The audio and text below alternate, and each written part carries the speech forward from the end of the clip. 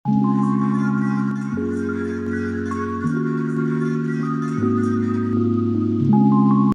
ایک short review پیش کرنے جا رہا ہوں چترال داستان پہ۔ اس کتاب کا مصنف مستنصر حسین تاڑ ہے۔ اب جن لوگوں نے مستنصر حسین تاڑ صاحب کو پڑھا ہے وہ جانتے ہیں کہ یہ مصنف مزاحیہ بہت ہے۔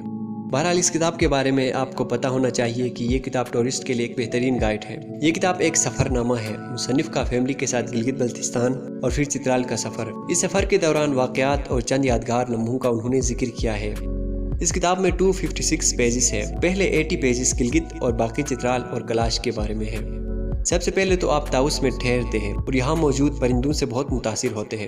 اس کے بعد وہ خلطی روانہ ہوتے ہیں۔ خلطی روانہ ہوتے وقت پنگل کے بارے میں اپنے خیالات لکھتے ہوئے کہتا ہے کہ یہ علاقہ خوش نظر لوگوں کا علاقہ ہے، یہاں کے لوگ بہت اچھے ہیں۔ اس کے بعد وہ خلطی چلے جاتے ہیں۔ خلطی جانے کے بعد خلطی سے بہت متاثر ہوتے ہیں اور اسے ایرانی قالین کہہ دیتے ہیں، یعنی خلطی اور اس کے جھیل کو ایرانی قالین کہہ دیتے ہیں۔ اس کے بعد اہل غزر کی کہانیاں سن کر کہتے ہیں کہ ان کی کہانیاں سن کے تعجب ہوتا ہے کہ کیسے کیسے قدیم کہانیاں ان کو یاد ہیں۔ اس کے بعد وادی فنڈر کو سب سے الگ تھلگ لکھتے ہیں۔ آپ لکھتے ہیں کہ فنڈر حسین و جمیل ہے۔ اس کے بعد مصنف کو ٹیرو گاؤں بہت پسند آتا ہے۔ شندور میں کچھ وقت گزارتا ہے اور یہاں کچھ باتیں مزاحیہ ہیں جو آپ اس کتاب میں پڑھ لینا۔ اس کے بعد چترال کی جانب جاتے ہوئے ہر چین گاؤں میں قیام کرتے ہیں اور مصنف کچھ واقعات، قصے، کہانیاں یہاں پہ لکھتا ہے اور لکھنے کے بعد کہتا ہے کہ مجھے اس علاقے میں بہت چین ملا، یعنی ایسا چین مجھے چین میں بھی نہیں ملتا جو ہر چین میں مجھے ملا ہے۔ ایسی کچھ باتیں وہ لکھتے ہیں ہر چین کے بارے میں۔ اس کے بعد چترال کے دوسرے علاقوں کا وہ رخ کرتے ہیں۔ کرنے کے بعد کہتا ہے کہ چترالیوں کے بارے میں لکھتا ہے کہ اہل چترال مہمان نواز بہت ہے۔ یہ لوگ مہمانوں کے لیے دسترخوان بچھا کر اس پہ الگ الگ خوراک لاتے ہیں۔ دسترخوان کا کوئی بھی حصہ باقی نہیں رہتا۔ اب بندہ کنفیوز ہو جاتا ہے کہ بسم اللہ کہاں سے کیا جائے۔ اس کے بعد چند اور واقعات کا ذکر کرتے ہوئے رائٹر لکھتا ہے کہ چترال کے لوگ جس چیز پہ فخر کرتے ہیں وہ ہے ان کی ثقافت۔ پھر آگے مستوج قلعے کا ذکر کرتا ہے۔